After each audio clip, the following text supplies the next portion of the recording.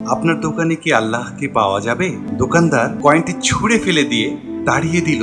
তুমি আল্লাহকে কিনতে চাও কেন? ডাক্তার বলেছে একমাত্র আল্লাহই পারে আমার মাকে বাঁচাতে। 1 টাকাতেই আল্লাহকে পাওয়া যাবে। পরের দিন ছেলেটির মায়ের অপারেশন হলো। ডিসচার্জের কাগজে হাসপাতালের বিল দেখে মহিলার অজ্ঞান হবার মতো অবস্থা। একজন বয়স্ক ভদ্রলোক আপনার সব বিল পরিশোধ করে দিয়েছেন। আমাকে ধন্যবাদ দেওয়ার কোনো প্রয়োজন নেই।